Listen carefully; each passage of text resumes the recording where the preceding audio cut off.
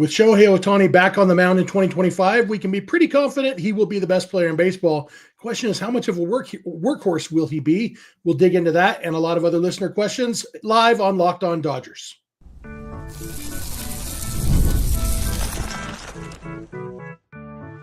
You are Locked On Dodgers, your daily Los Angeles Dodgers podcast. Part of the Locked On Podcast Network, your team every day.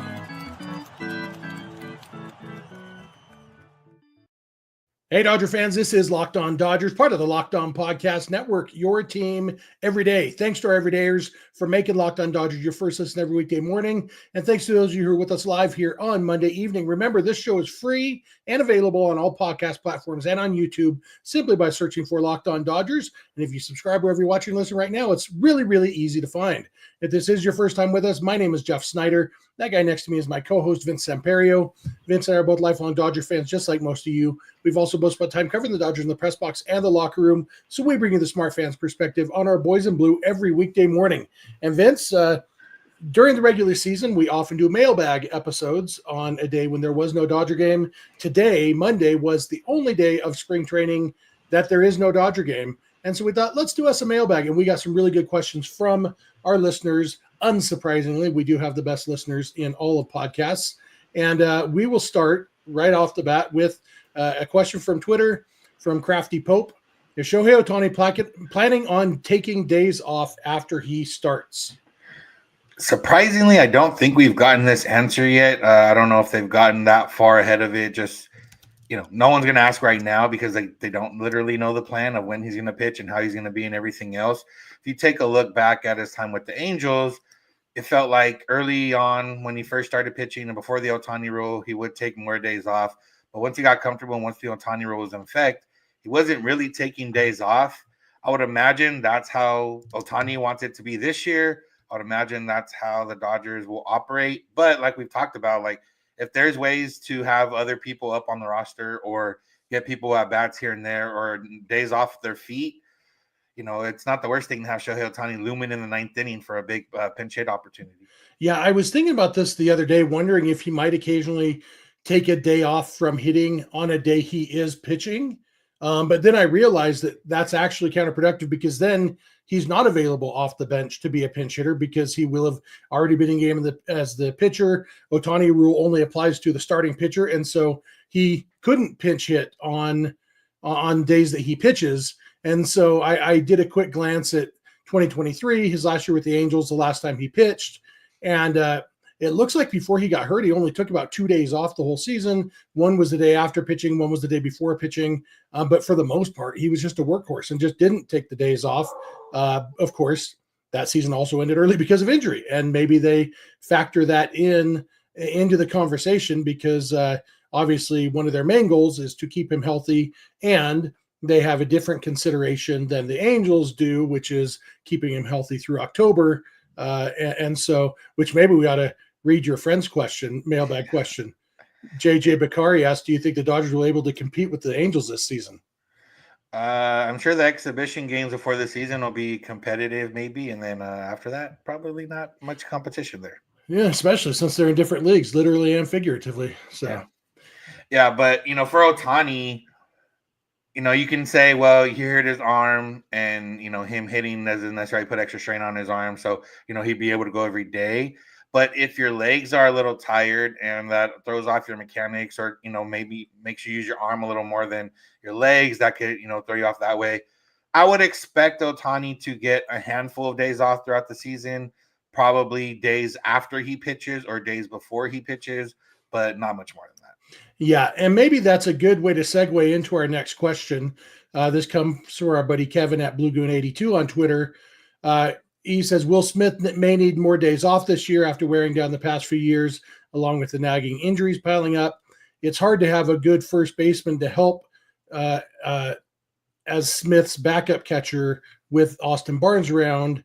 Not the best worded sentence there, Kevin. Let me restate that.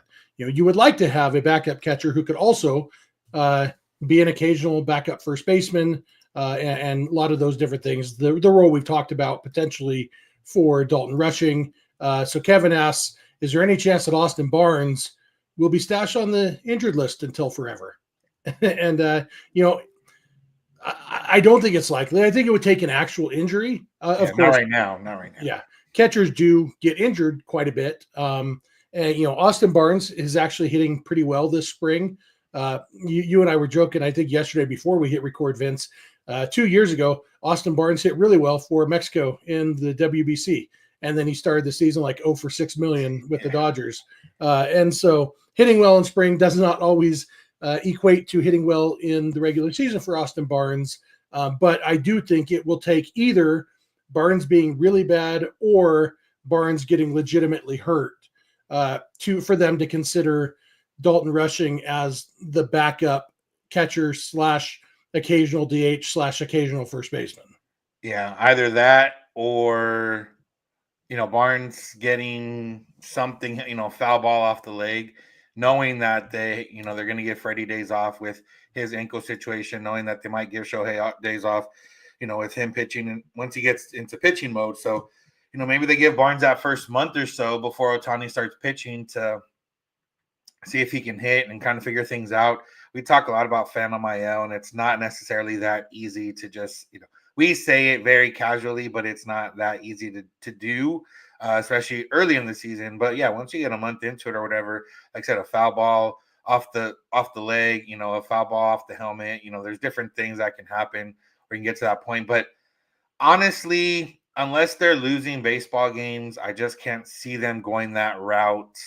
That, or like you said, even later in the year, like, you know, unless the division's ever in doubt and Dalton Rushing's crushing in AAA, I can't see him going that way. I think we're just going to see a little bit more of Barnes this year, as much as some people may not want to see that. Yeah, and that's what I was going to say. You know, the other option besides Barnes really, really struggling or getting hurt is Dalton Rushing just really forcing the issue down at AAA, which, you know, is a possibility. He's going to be a good hitter. And so if he bats 400 for a month and a half in AAA, they're going to figure out a way to get him up there, even if that's, you know, Tanya Harding on Austin Barnes. You know, we like you said, we talk about Phantom IL. They're not going to make up an injury, but there are plenty of injuries where a medical professional would say, yes, you would benefit from taking some time off. You are injured, but also you could play through it. And, you know, especially for catchers.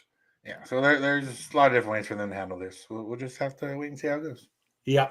Let's take our first break, and then we'll come back and answer more of your questions. Believe it or not, a lot of questions about Chris Taylor. We'll dig into some of those. So thank you for making us your first listen, and please keep it locked on Dodgers.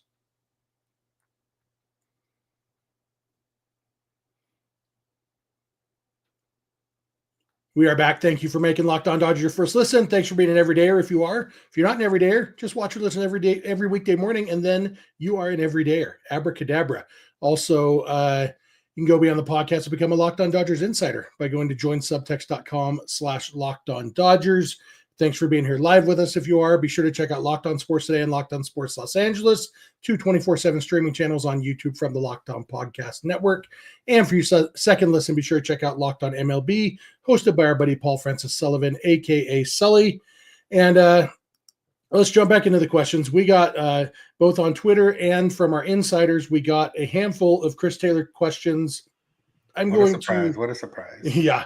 I'm going to read all of them, and then we can kind of, you know, jump in and see, you know, how we want to answer them. Carlos V at webcav1 on Twitter says CT3 or Andy Pages ? Kevin at BlueGood82 says, isn't CT3 a sunk cost at this point? Is an outright release an option since this is the last year on his current contract? And then in our insiders group, we've got Rick P. from Laguna Beach says, I am intrigued with the injured list option for Chris Taylor that we talked about yesterday. Seems like the best way, all things considered. How likely do you think this is the route the team goes? Yeah. In order, Pages over CT3. I think Taylor's contract is only holding back the Dodgers maybe like at the most 25%. You know, the Dodgers money-wise, it's not a big deal.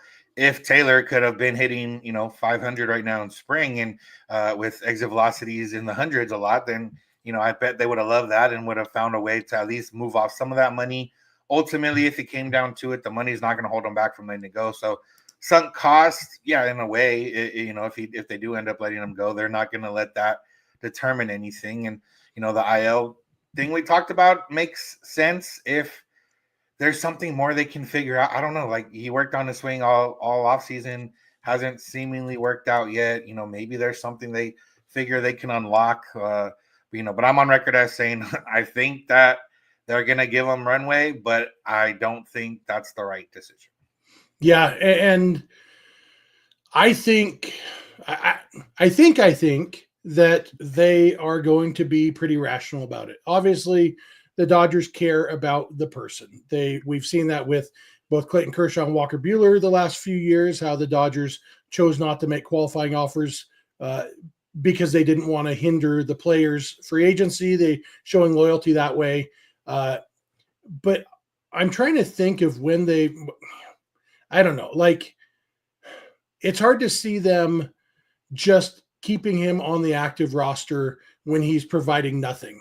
And with Kike Hernandez and Tommy Edman and, possibly David Bodie and Hae-Sung Kim, maybe, they have so much positional versatility that there's really not that much that Chris Taylor, I can't think of anything Chris Taylor brings to the table that they don't already have from somebody else. And so at that point, I mean, the Dodgers, the reason they're as good as they are is because they make really good baseball decisions. And I felt all spring like it made sense for them to bring him in spring when there's no limit on the roster. But I've kind of felt like unless he proves that he deserves a roster spot, once there actually is a limit on the number of people you can have, he's not going to make the cut. Yeah. And the part with that is, me thinking they might keep him on and give him some runway is tough, because that means you're forced to try to give him some at-bats and some starts here and there. And realistically, you're probably not something you want. And it's not somebody you want hitting late in the game. Like, if you bring, if Baez is up and, they figure something out, Paz is playing, then you have Kike maybe off the bench. You have Rojas off the bench. Like, those are guys that can swing the bat relatively well, and in certain situations very well. So yeah, it seems like we're going that route finally, where Chris Taylor's time is coming to an end. But it's one of those where you can, I guess the flip side for me of what I see is that's not going to hurt them in the sense of they're still going to win a lot of baseball games. But yeah, I don't think that should be impetus for keeping them. Yeah, that is the flip side of that he's not going to cost them any games as the 26th man of the roster, at least not enough games to affect whether or not they win the division. And, that's kind of the goal there, is to win the division, the first goal. So, all right, let's jump in, I guess, kind of related. Chris Taylor, one of the positions he theoretically could play would be second base. We have a question from Los Ramirez with 3 Z's on Twitter. Will Tommy Edman be at second base long-term if Hae-Sung Kim doesn't pan out? And then Ralph Miller at Ralph Not Ralphie asks, do you think the Dodgers are now sorry that Gavin Lux is gone? I think that's all I'm looking in the insiders, see if we had any other second base kind of questions. I think that's about it, but those are kind of related. Tommy Edman at second base, and do the Dodgers regret trading Gavin Lux? What do you think, Vince? Yeah, I'll let you start with this one. You're more of a Lux fan, and I answered the last couple questions. So I don't think the Dodgers have any more information now than they did when they traded Gavin Lux. So I don't think they have any regrets. I think they knew that Hae-Sung Kim might have to start the season in the minors. They knew that they have a Gold Glove second baseman in Tommy Edman. Maybe they were hoping that Chris Taylor would remember how to hit, but I'm positive they weren't counting on that when they traded Gavin Lux. For me, the reason they traded Gavin Lux always came down to a little bit of uncertainty about Mookie Betts at shortstop, and not doubt so much. But if the Dodgers were 100% sure that Mookie Betts was going to stick at shortstop, I think they would have kept Gavin Lux. But since second base has to be Mookie's fallback position, if things don't work out at shortstop, any amount of doubt there meant, since Gavin Lux doesn't have that positional flexibility, we know they weren't going to put him at shortstop. The Reds have him playing some third base. Dodgers don't need a third baseman. So all of that, I mean, if Mookie Betts has to move back to second base, then they would have been stuck with Gavin Lux, who would have had nowhere to play. And so that's why they made that trade, in my opinion. And that hasn't changed. I do believe, just like I've believed for the last several months, that Mookie Betts is going to be a solid shortstop. But even I, who am very confident of that, can't say I'm 100% sure of it. And I think it made sense to trade Gavin Lux. And so, yeah, I don't think they regret that trade at this point. Yeah, at this point, no, because it's the spring and, nothing's realistically happened. If Gavin Lux goes on to, hit 300 and find some power, then, maybe the Dodgers could find themselves regretting it at some point in a way. But this was about kind of the options that they had and, the options that they were going to have moving forward. And, Gavin Lux was in the last year. He hasn't really shown anything that would, cause them to say, okay, we're going to sign this guy beyond this year. They did see that with Tommy Edman because they did do that. They did see something with Ha-Seong Kim because they did sign him to a multi-year deal. And that's kind of where they sit now. And I think ultimately for me, if Edman has to play second and Pages has to play center, Pages' defensive issues at their worst might not be as bad as Gavin Lux's, potential offensive issues at their worst. Unless, every ball hits center field, then, maybe it could be an issue. But I think that's kind of where they saw it of, Pages has a future, Edman has a future. They believe Kim has a future. And not that Gavin Lux doesn't have a future, but it might not have been with the Dodgers. Yeah, I think that's probably right. Let's go into one that's a little bit less Dodgers specific and more baseball specific from our insider, Jose Lopez. He says, is there any update on the uniform situation from last year? I remember hearing the Fanatics were going to release better quality uniforms sometime this year to rectify last year's uniforms. Yeah, as far as we've seen, the uniforms have gone back to the bigger nameplate and the, I guess, better jersey quality. We haven't seen any issues. The pants are still a little thin. I know we've seen some of those in some of the photos from photo day and all that, but I think the pants were always kind of like that. I think last year was just egregious because there was a bunch of other things on top of it, so people noticed it a lot more. But I haven't seen jerseys being sold. I would imagine they're going back to, I don't know if they have to get rid of old inventory before they put this new inventory in. I don't know how that works, but at least the player jerseys that they've been wearing have been fixed in the name department. In the name department, I'm interested to see when we start, because spring training jerseys is hard to tell because they're all the dark color anyway. Once we get to, remember the road grays last year where the pants and the jersey were both colors. Gray, and then you start sweating and it looks like two different colors. I'm interested to see about that because the fact is the jerseys themselves, one of the things that hasn't changed is the split D in Dodgers on the front. And that's because they went to the jerseys with the narrower placket, which was also why they made the name smaller last year, because they had to move the MLB logo from inside the placket to below the placket because the placket was no longer wide enough to fit the whole logo. Well, the MLB logo is still below the placket, and then the name is below that still. They just made the name bigger. So I would guess if you held up one of this year's jerseys next to one from 2 years ago, we'd notice that the name, while it's back to being the same size as it was, is actually an inch or an inch and a half lower than it used to be. But what that tells me, the fact that that's still the same, still has the narrow placket, means I think it's still the same jersey material. And they did say that the fixes were going to come over the next 2 years, I think. And so I don't know if they did fix the material, but it just still has the narrow placket, but they fix. So, we'll find out early in the season when teams start wearing their road grays and sweating, and then we'll see, what it looks like. Yeah. And I think the biggest thing, the players, I'm sure some of the players like the lighter jerseys. It maybe doesn't feel, especially in the hotter days or whatever, other than the different color grays and, maybe sweating through some other stuff.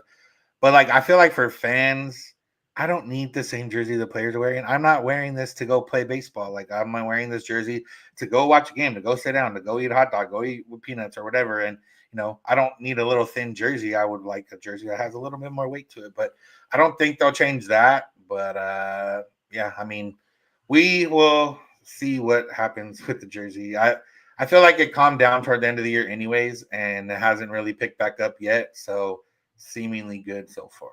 I have often wondered why fans spend so much money on an authentic jersey when, like especially the Dodgers, because like honestly, I love the white and the gray uniforms the Dodgers wear, but as a fan, I want more of the fans wearing a blue jersey in the stands. I want more blue, and so buy yourself a $45 blue jersey that's not an official jersey, but it looks good in Dodger blue, looks good in the stands, and is the material you want it to be. Yeah, and I'm not trying to wear white when I'm going to the games. It gets dirty. I don't wear no white at all as it is. So I'm not trying to wear especially a jersey. guys like you and me who it is so hard to eat anything and not spill on your gut. Luckily, I get to my beard now, so it's protecting your shirt. Yeah, my beard's not quite long enough to fully protect it, but we got a few more questions we're going to dig into, some Dodger specific, some baseball specific, spring training. We're going to talk about the experience of going to spring training. So thank you for making Locked On Dodgers your first listen, and please keep it Locked On Dodgers. This episode is brought to you by FanDuel. When the game tips off, the NBA action is just getting started, and there's no better place to get in on it than FanDuel, America's #1 sportsbook. With FanDuel, you can place live bets throughout the game, so even if you miss the opening tip-off or want to bet on a fourth quarter comeback, you can stay in the action.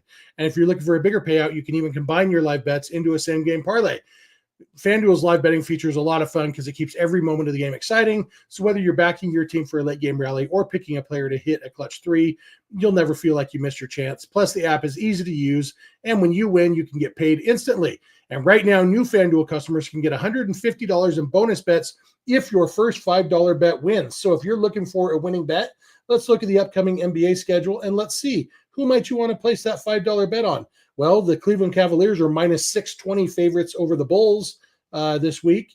You've also got the Timberwolves minus 800 favorites over the Sixers.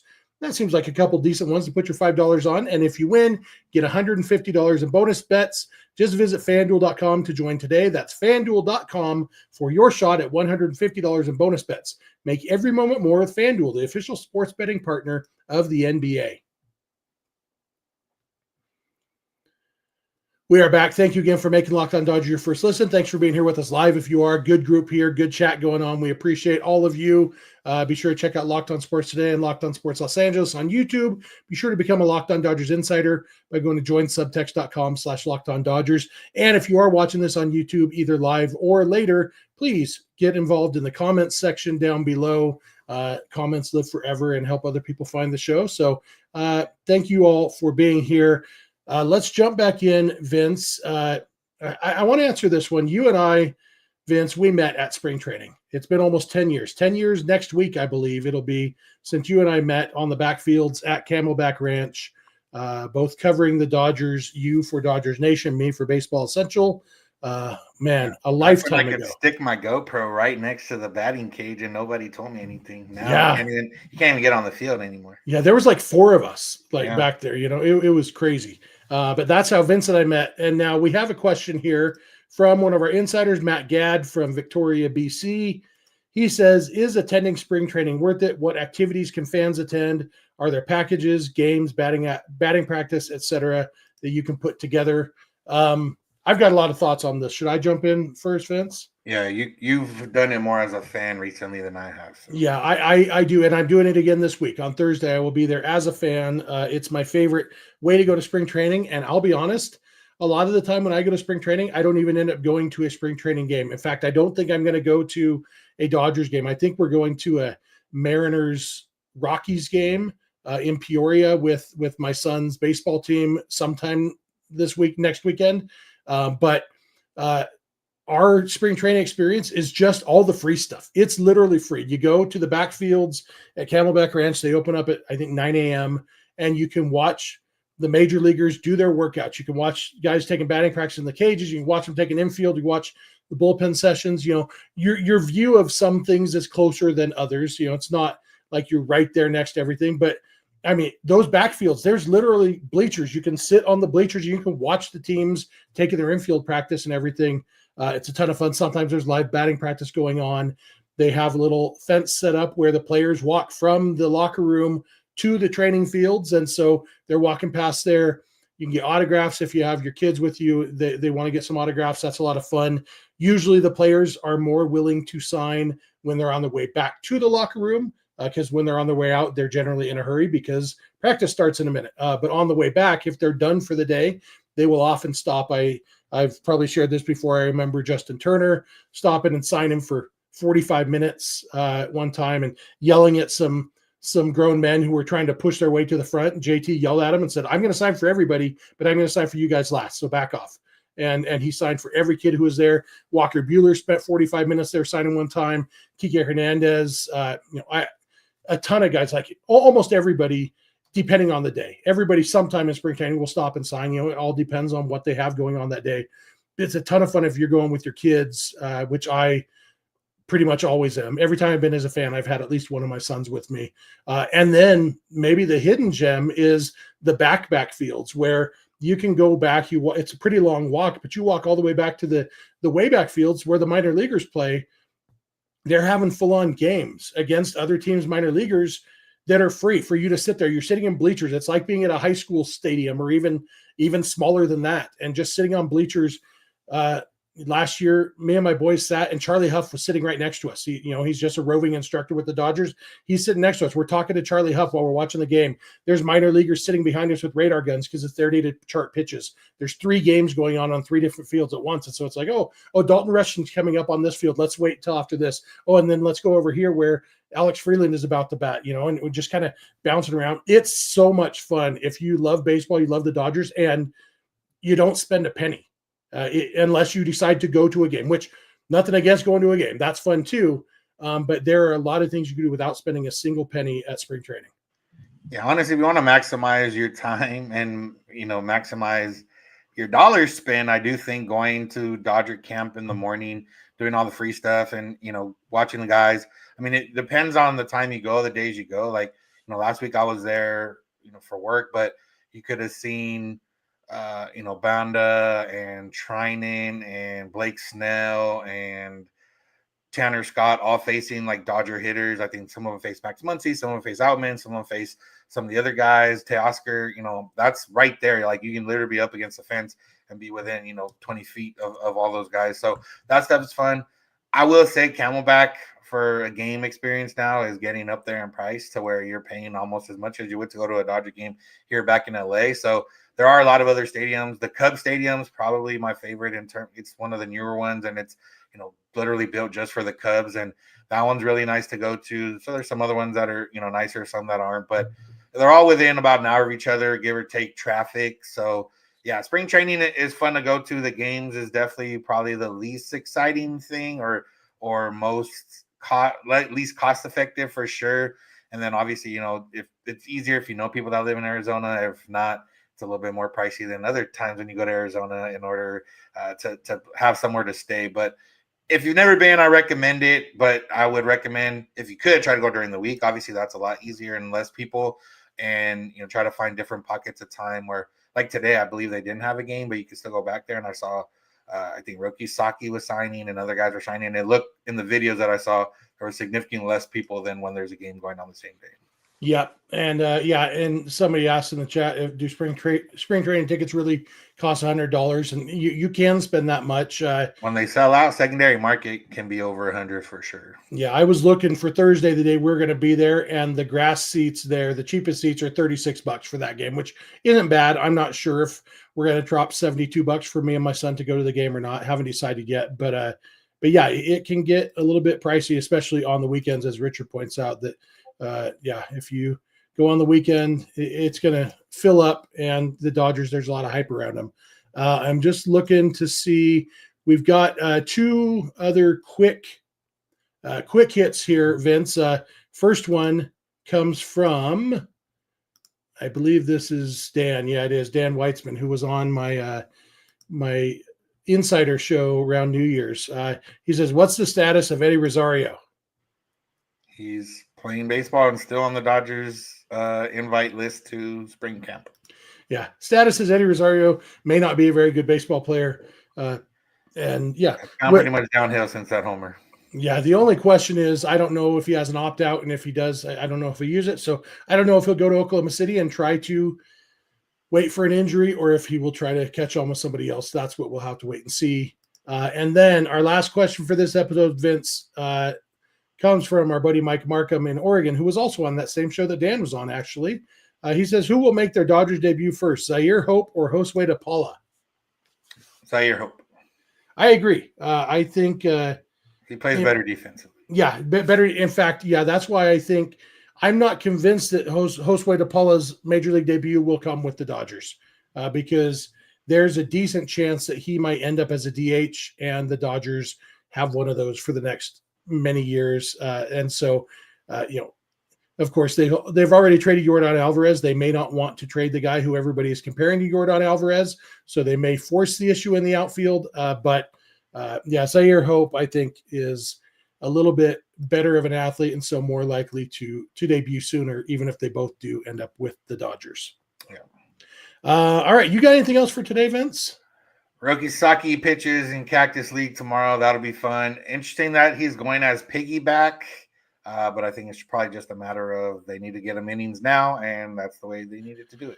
Yeah, Sonia Chen said on MLB.com a couple weeks ago that whatever game Roki Sasaki pitches in Japan, it will be as a starter. She didn't have that in quotation marks from anybody in particular, but she seemed pretty confident in it, so I assume it was something that there wasn't a good money quote for it, but it was a direct answer to a question. So yeah, until I hear otherwise, I'm going to assume Roki's going to be a starter in Japan. But it will be fun to see him and Yamamoto pitching in the same game on Tuesday. So be sure to check that out. That'll do it for us for today. Thank you all for making Locked On Dodgers your first listen. Thanks for being an everydayer. If you're not, just start watching or listening every weekday morning, and then you are an everydayer.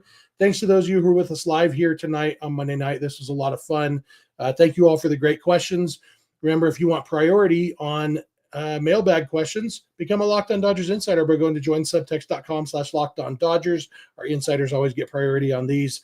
Also, be sure to check out Locked On Sports Today and Locked On Sports Los Angeles, 2 24/7 streaming channels on YouTube from the Locked On Podcast Network. You can also find us on Instagram, Twitter, and TikTok at Locked On Dodgers. Vince is on Twitter at VinceSense91. I'm on Twitter at Snydog, and both of our DMs are open over there. You can also email us, lockedondodgers@gmail.com, or send us a voicemail or a text message to 323-863-LOCK-5625. We are here every weekday morning, and we hope you'll be here with us. When you get in your car or sit on your couch, tell your smart device to play podcast Locked On Dodgers. And remember, you don't have to agree. You just have to listen. We'll talk to you tomorrow. Have a good one.